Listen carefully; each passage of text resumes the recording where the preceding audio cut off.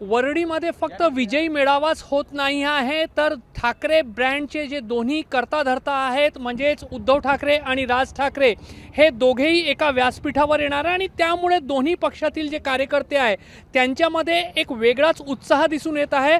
विदर्भातून मुंबईच्या या खास विजयी मेळाव्यासाठी मोठ्या संख्येने शिवसैनिक असतील, मनसैनिक असतील ते रवाना होत आहेत।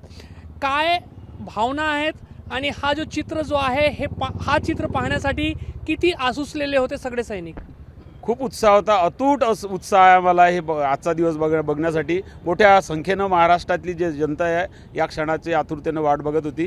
कित्येक वर्षापासून मराठी माणसाला असं वाटत होतं की या दोघा भावांनी एकत्र यावं, आज तो क्षण आलेला आहे आणि मराठी माणसाची अस्मिता जपण्यासाठी ठाकरे ब्रँडच पुरेसा आहे हे महाराष्ट्राला आता कळून चुकलेलं आहे। जे जीवघेणे प्रकार मराठी माणसावर आता ओढवल्या गेले आहे त्यातून मराठी माणसं जागे झालेलं आहे आणि प्रत्येकाची इच्छा आहे की ठाकरे ब्रँड हा जागृत झाला पाहिजे, एकत्र झाला पाहिजे आणि ते स्वप्न आज साकार होत आहे। मेळाव्यामध्ये एक येत आहेत, मात्र राजकीय दृष्टिकोनातून पुढे येणाऱ्या निवडणुकांसाठी पण एकत्रित यावं अशी इच्छा आहे का? ते तर 100%, परंतु मराठी माणूस कुठेतरी जगावा, सन्मान भेटावं याकरिता आज दोन्ही ठाकरे एकत्र आले। फार एक दिवाळीपेक्षा मोठा सण आमच्यासाठी आहे आणि ठाकरे बंधू आले तर मुंबई वाचेल आणि मराठी माणूस अभिमानाने तिथे जगू शकेल असं आम्हाला वाटतंय। महाराष्ट्र नवनिर्माण सेनेच्या सैनिकांना काय वाटतंय, एकत्रीकरण मेळाव्यासाठीच फक्त मर्यादित राहू नये?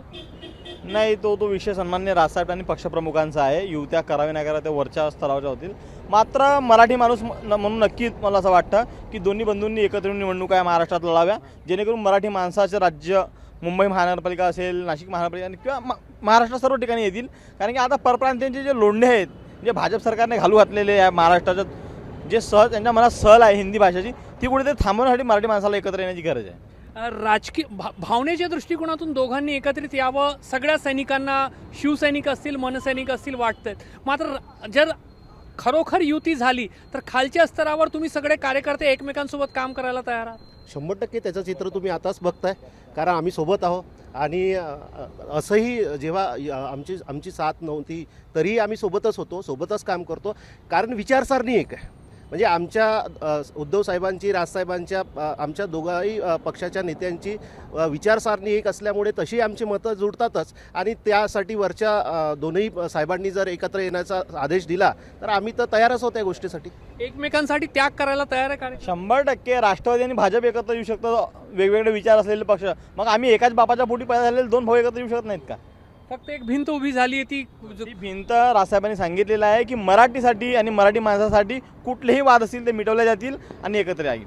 तर मराठी भाषेसाठी, मराठी अस्मितेसाठी विजयी मेळावा दोन्ही भावांनी घेण्याचं ठरवलं आहे, मात्र कार्यकर्त्यांच्या मनामध्ये त्याच्या पलीकडची पण भावना आहे। आता नेतृत्व या कार्यकर्त्यांच्या भावनांसंदर्भात काय निर्णय घेते हे येणाऱ्या दिवसांमध्ये स्पष्ट होईल। मात्र विदर्भातून जे शिवसैनिक असतील किंवा मनसैनिक असतील त्यांच्यामध्ये एक प्रचंड उत्साह या मेळाव्याच्या निमित्ताने निर्माण झालेला आहे आणि राजकीय दृष्टिकोनातून हा विषय पुढे जावं अशी त्यांच्या मनातली इच्छा आहे। कॅमेरामॅन अतुल हिरडेसह रजत वसिष्ठ, एबीपी माझा, नागपूर। एबीपी माझा, उघडा डोळे बघा नीट।